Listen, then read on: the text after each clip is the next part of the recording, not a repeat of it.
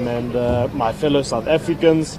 Now, while you continue to suffer under load shedding, the National Energy Regulator of South Africa has approved a 30% tariff increase to Eskom, which is completely unaffordable and completely unsustainable. And so as the DA, we're here today at the North Gauteng High Court and to request two things and to argue two things. The first one being that load shedding be considered unconstitutional and deemed unconstitutional, and the second being that the 30% tariff increase be deemed invalid. The reality is that under stage 6 load shedding, the South African economy has cost 900 million rand a day, and it is unfair for South Africans to continue to fit the bill of the ANC's failures. So today I'm joined here by our leadership. To my right, we have Solium Simanga, our Gauteng provincial leader. We have Alan Winde next to him, the Premier of the Western Cape. We have Ivan Meyer, who is our federal chairperson, as well as Helen Ziller, who is our federal council chairperson. So Soli will allow you to go first. Thanks. Well, thank you very much, and good morning, everybody. We are here in Gauteng, where in the last statistics shows that we are not growing. The economy is actually not growing, but it's actually then taking a very, very, very, very negative turn. We are seeing crime spiraling out of control. We are seeing infrastructure being damaged, being destroyed. Municipalities not being able to then continue with the maintaining and the sustaining of our electricity infrastructure. Cable theft is also now on an increase because of load shedding. And when there's no load shedding, you find that our infrastructure is actually then being compromised, because the on and off is ensuring that our infrastructure is not able to then sustain itself.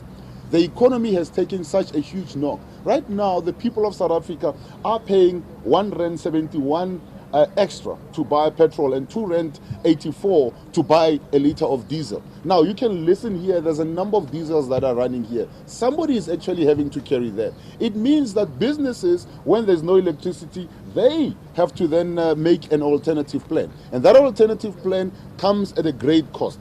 So we are here today to then say we will stand with the people of South Africa, we'll stand with the people of Gauteng, and the ANC must take full responsibility for the chaos that they've landed to this country in. And we are in Gauteng saying that we need to have an alternative here, we need to have a plan.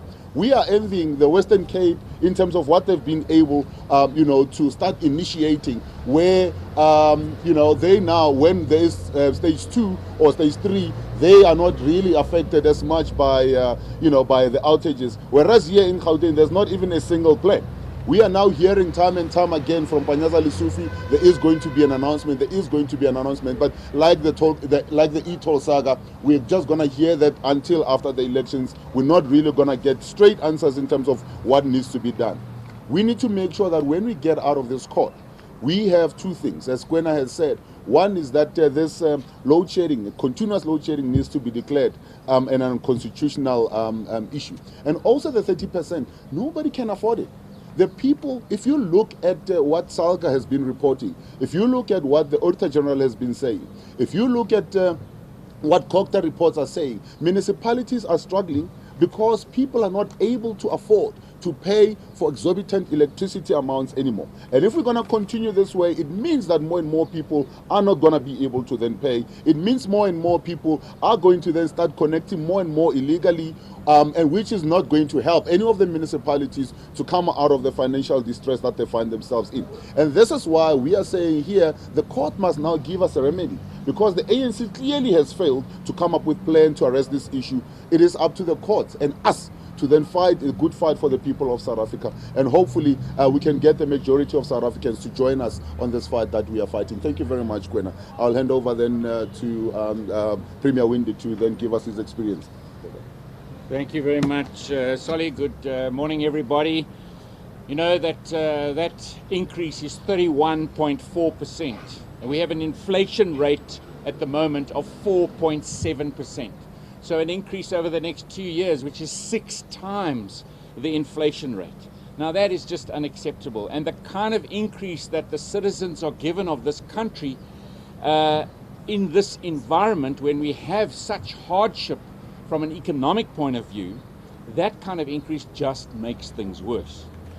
But let's put that increase on top of the costs, and you heard in the introductory remarks, it's almost R1 billion a day that this country is cost, or the cost of load shedding to this country's economy. If you add that to the 2 billion a day that we are paying as citizens for the debt servicing costs of our country, if you've seen of late the report on Transnet, the cost of Transnet's failures, that's another R1 billion a day. Let's not even talk about how many billions a day corruption costs the citizens of this country. So there's no wonder that we are feeling this absolute economic crunch that every single citizen is feeling every single day. Now, I'm going to talk about what we're doing in the Western Cape. We stand here as the DA. We stand here to really take this to court to say this is absolutely unconstitutional. We need to make sure that there is a proper plan. As Solly says, the ANC don't seem to have any plans. Now, in the Western Cape, we have a number of plans. I'll talk about the energy plan, but before I get there, let me talk about the jobs plan. So we've got a jobs plan, growth for jobs, and you've just seen the latest statistics now. Our unemployment rate, because we have a plan, is now down by 6.6%, the lowest unemployment rate in South Africa. 20.9% is our current unemployment rate, and reducing. We have a safety plan where in the previous quarter, murder was down by 14%. It's down this quarter by 5.5%. And in the areas that we are focusing, the highest murder rate areas in our province, we focus on 13 of those areas. It's down by 5.7%. So we have a plan, and you can see the data, you can see the statistics. Now with energy, we also have a plan. At the beginning of this year, we put our plan together. The first was to put an energy council together. Second was to put a budget to the plan. And the plan's budget is 1.1 billion from the province. We then add to that budget our municipalities' budgets also for ending load shedding.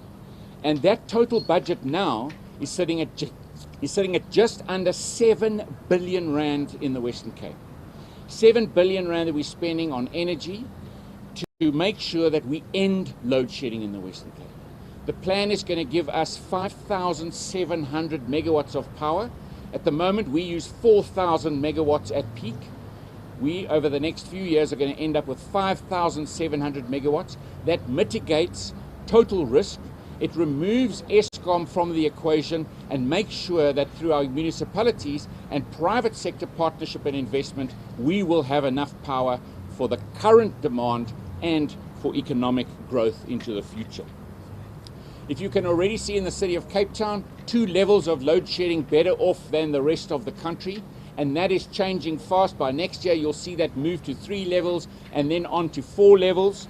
Other municipalities are joining them. In George municipality already, we've got lots of investment happening, and you can already see the reduction in demand from Eskom because we've put the mitigation measures in place.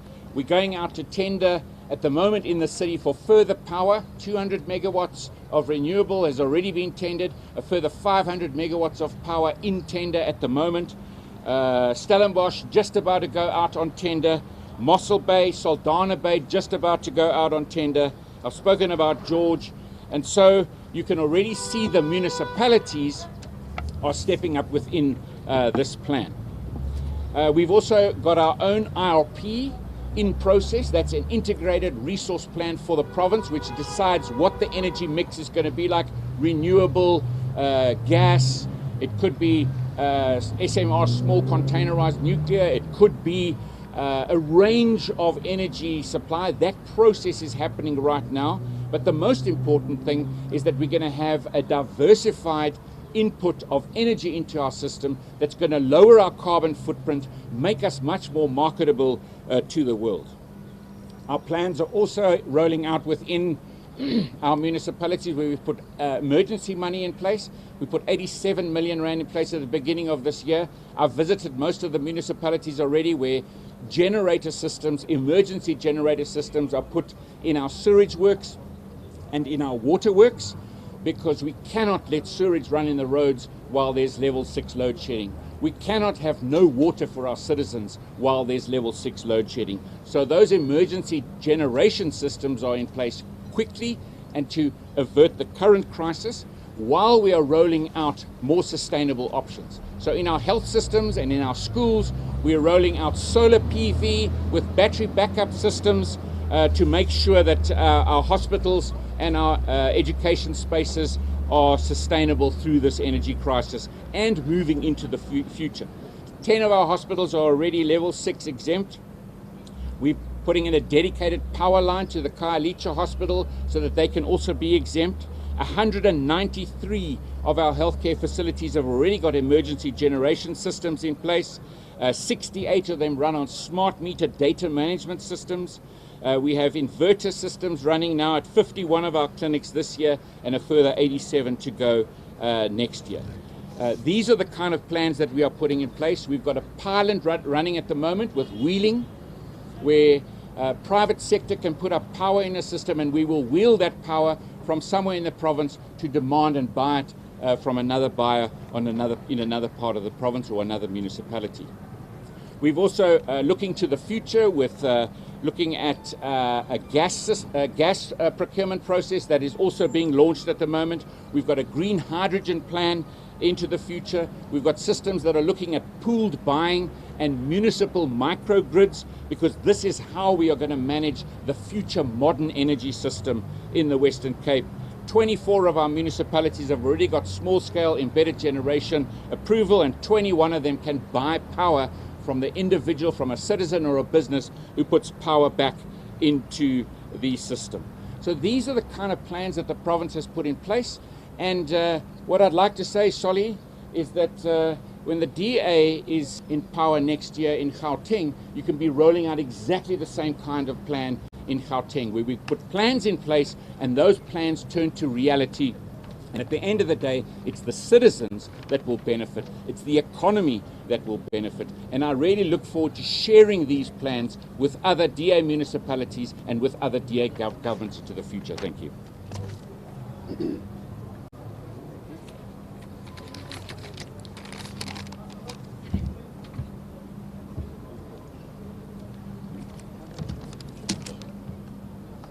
Good morning, colleagues. We are here in Gauteng because this is the next center of political power in the election next year. But we're also meeting here because we have a government that no longer cares here in South Africa. And so for us, this is important because we are fighting for you, as we are fighting against this 31.4% increase in the electricity tariffs, because as my colleague said, it's unsustainable and unaffordable. People are suffering on a daily basis at schools, at creches, at homes, at small businesses, in hospitals all over South Africa. People are suffering as a result of this increase in the electricity tariffs, but they genuinely suffer because we have a government that simply does not care. More load shedding means more people will lose their jobs. And this is a government that simply does not care.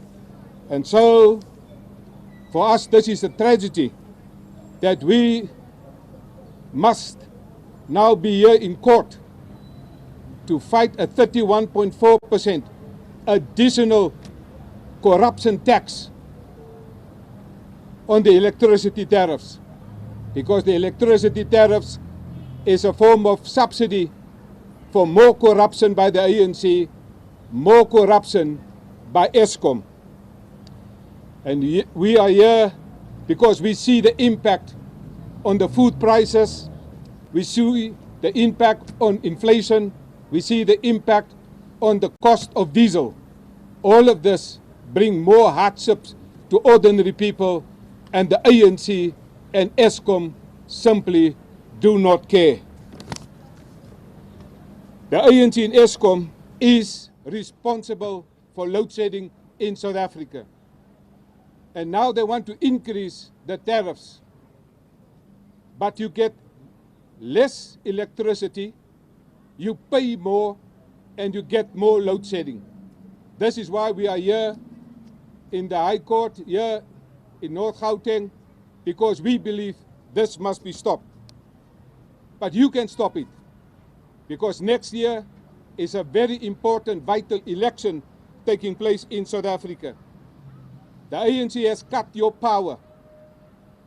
But next year, during the election, you can now go to the main switch and switch off the power of the ANC.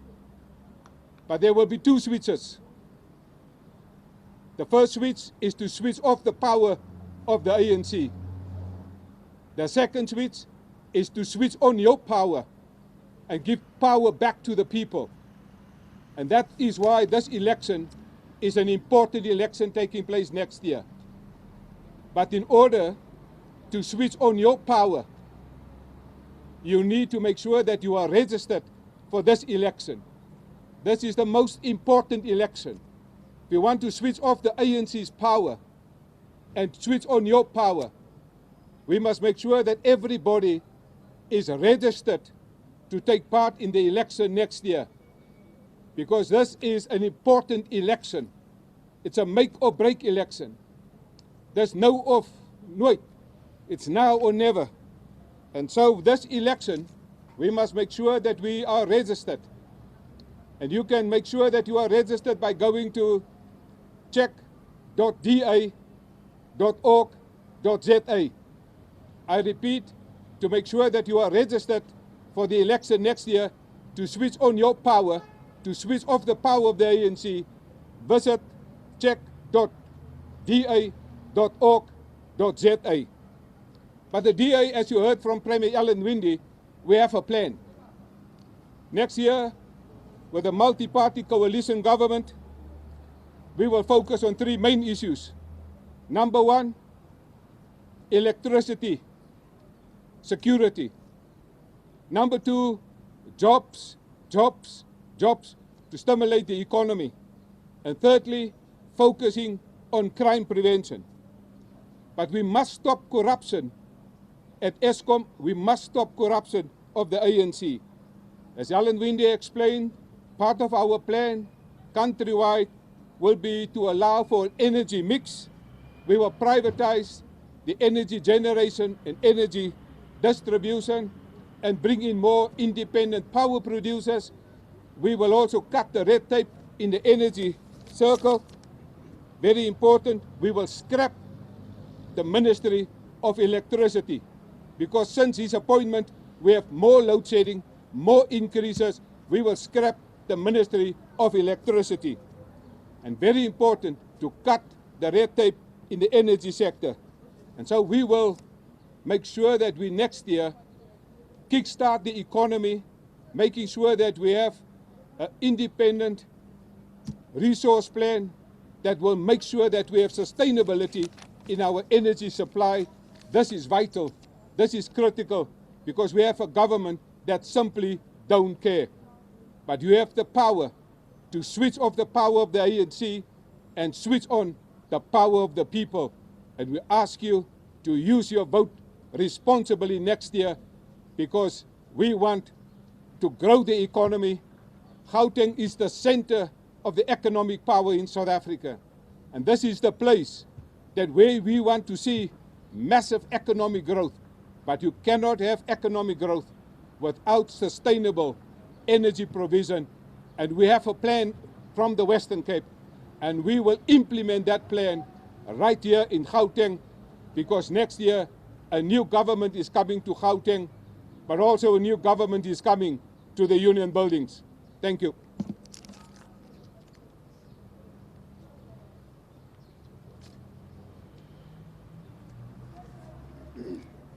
Thank you very much. I'd just like to greet my colleagues from Gauteng and thank all the media for coming here today for this very important press conference outside a court at which some very important cases are going to be heard this week. My job is to tell you what those cases are about and why they are important for every single South African. You've heard from Premier Windi why people in the Western Cape can look forward to energy security within 2 years. Load shedding will decrease systematically as our own generation continues and as alternatives to Eskom are put online through private power producers and small-scale embedded generation. But the DA cares about the whole country. We care about every place, even where the voters have chosen not to put us in government. Where they have, we can improve situations, and where they've put us into government for 15 years, as they have in the Western Cape, things can get dramatically better. But we will never ever give up on the rest of South Africa, and we are here in court today because our purpose is to ensure that the rest of South Africa is not left behind. Now, these crucial court cases are to ensure that responsibility for this crisis is acknowledged and laid where it must be, because that has crucial consequences. You've seen that load shedding has caused economic collapse. Economic collapse causes massive unemployment. And in that context, the government still sees fit to raise the electricity tariff by 31.4% over 2 years in terms of the multi-year price determination. Now, we obviously could not sit back and allow that to happen. So we have done several things. The first of those things is to seek a declarator from the court that it is a complete violation of the human rights of South Africans to face this electricity crisis and the constant load shedding that it has brought with it. If you look at Chapter 2, the Bill of Rights of the Constitution, you will see that just about every one of those rights is violated by the electricity crisis in South Africa. And of course, it is the government's duty to defend people's rights. That is one of the most important duties of a government and a state, is to defend people's rights.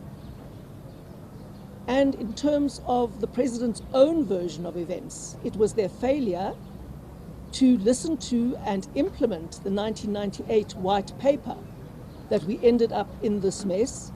And the president has accepted that they are responsible. The ANC, Eskom, the government are responsible for the energy crisis in South Africa and for load shedding. But we need a declarator from court to confirm that and to say to all of South Africans, this is where the problem emanated, a failed government and a failing state. Now, that is important, not just to make the point, which is still important, but it is important because it opens the way for us to find the solution. You know that South Africa has an energy action plan, and we have absolutely no confidence in this government in being able to implement that plan.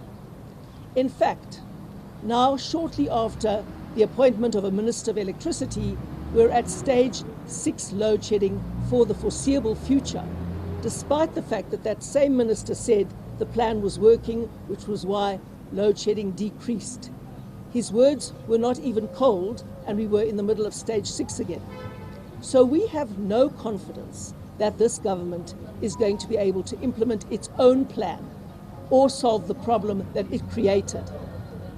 And so, once we've had a declarator from the court, which we hope to get, that the crisis is a result of this government's failure when it had a duty to protect people's rights and protect energy security, once that has been declared, then we can draw the safe conclusion that the government is not able to resolve the problem without independent oversight.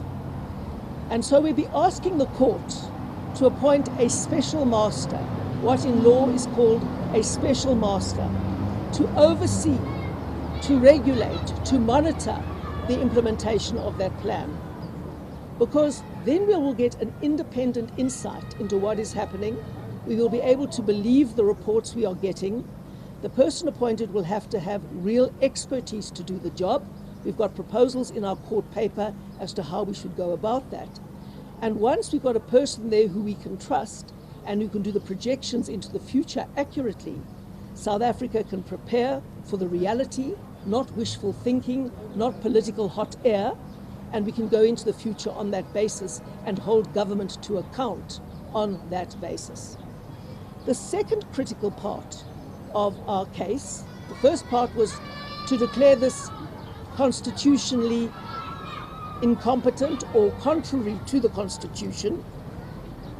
Incompatible with the Constitution is precisely the words that we've used. The next step is then to challenge the price increase. Now we are doing that on the basis of the fact that we believe Section 15(1)(e) of the Electricity Regulation Act has been misinterpreted, which means that Nersa has imposed a tariff increase without taking note of crucial data that it should have. Now, this is very complex in the court papers. I've read it through all very carefully, and I'll try and distill it for you. There are two stages in the tariff determination, the tariff price determination. The first step is the multi-year plan. It's a multi-year plan in which the electricity price is projected over several years. And the next stage is working from that, what's called the IRTSA, the establishment of the tariff increase for the year. But what we have established is that crucial public participation was not done in the multi-year price determination phase, which meant that the cross subsidies to the poor were not adequately considered. We know that people cannot afford this 31.4% increase over 2 years, and we believe that if the data had been taken into account, this increase would not have been put on the table. And because the crucial public participation phase was omitted, that data was not taken into account of the impact on the poor, and we are asking for Nersa to be able to go back for a period of 6 months and remedy that failure and come back to us with a redetermined price that is more affordable because it takes subsidies into account and it takes public participation into account. So our case is based on two legs. One, declaring the government's actions as inconsistent with the Constitution and therefore needing to appoint a special master who will report to the court. And number two, establishing and instructing Nersa to go back and redetermine the electricity price increase, taking the proper data into account. Those are our pleadings before this court, and if we succeed, it will be a massive victory for poor South Africans and for South Africans everywhere, not just in the Western Cape. Thank you. Perfect. No, thank you so much. We can now take questions. I'll take 5 at a time, and we can start from there. And please address it to the leader you want to address the question to, if there are any. Okay. No, perfect. Thank you very much for coming in.